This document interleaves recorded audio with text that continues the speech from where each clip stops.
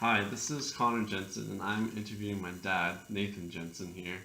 And he started a promotional products company. So, how did you get started with that? All right. A friend of mine that had sold a telemarketing business was interested in starting another business, and we both always had that interest in being engaged in starting businesses, had that entrepreneurial spirit.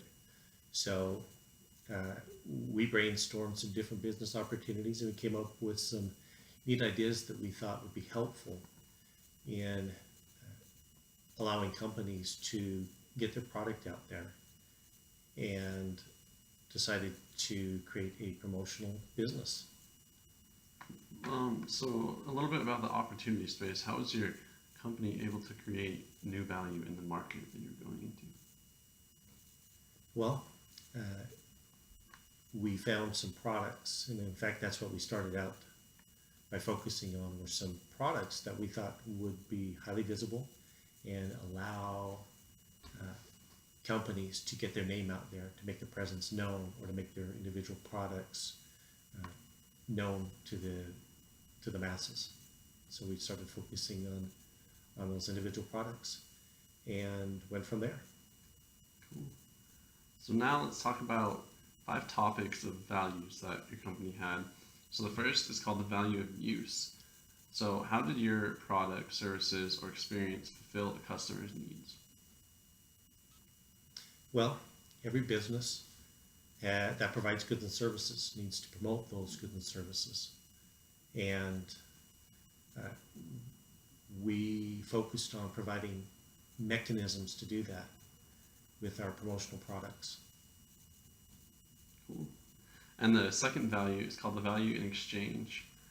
So, what benefits did your customers receive who purchased your products or services? Well, the companies that we focused on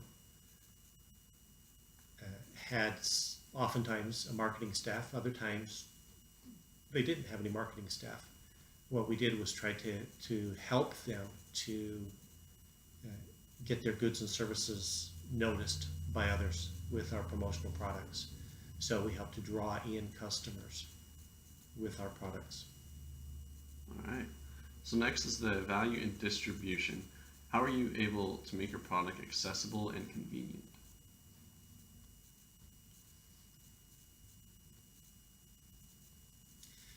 We really didn't wait for our customers. We reached out to them. We had a marketing staff internally that was responsible for reaching out and engaging our customers to help them to actually catch a vision of the types of things that we could do to help them to make their company more successful. So, the fourth value is the value in finance.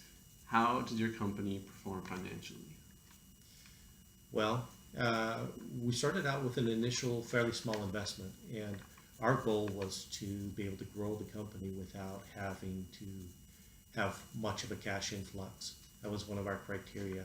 So we were able actually to proceed with that governing principle. We were able to just have a small initial investment, and we grew the company from the profits that we earned as we went along the way. So we were able to within a relatively short period of time, actually within months of starting the company, we were able to recoup the initial investment, and we were profitable from that point forward. Great. So, the fifth and final value is called the value in fitness. How is your company able to adapt and grow to continue to generate resources? Okay, we are constantly evaluating and incorporating new products into our company. Along with that, it gave us an opportunity to reach out and contact our customers that we developed, and gave us an opportunity to discuss with them what additional features or capabilities these products could provide for them. So, next, a little bit about your governance. What rules did you implement to organize and direct your resources? One of the things that early on we dealt with was a sales staff that was actually outpacing our ability to keep up with the demands, which every business wants to have. We want to have too much business. It got to the point, though, we didn't have a sufficient supply chain. So we ran into a situation where we were overcommitting ourselves, so overcommitting and underdelivering, and that was not where we wanted to be. So we had an immediate goal to reverse that, to make sure that our sales staff was able to commit to deliverable dates, and our internal employees needed to also be focused on making sure that we delivered on time.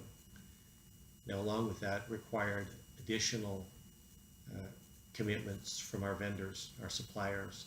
So there was a whole supply chain of effort there that we had to establish so that we could have our products done and delivered on time.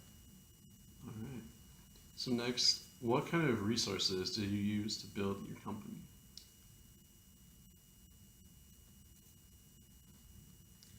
Well, again, the initial investment that we had, capital resource, it was actually fairly small compared to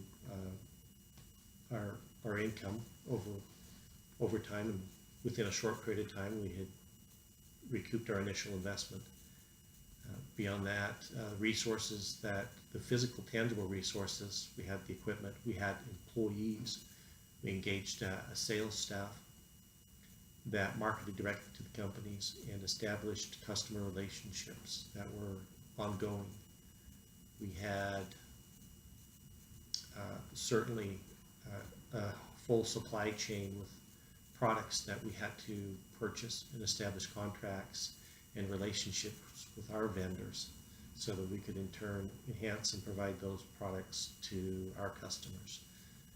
And then our internal employees, we needed to engage and have a sufficiently flexible workforce that we could respond to the immediate needs that came to us as the product demands ebbed and flowed. All right. So lastly, what is some advice that you would give a future entrepreneur?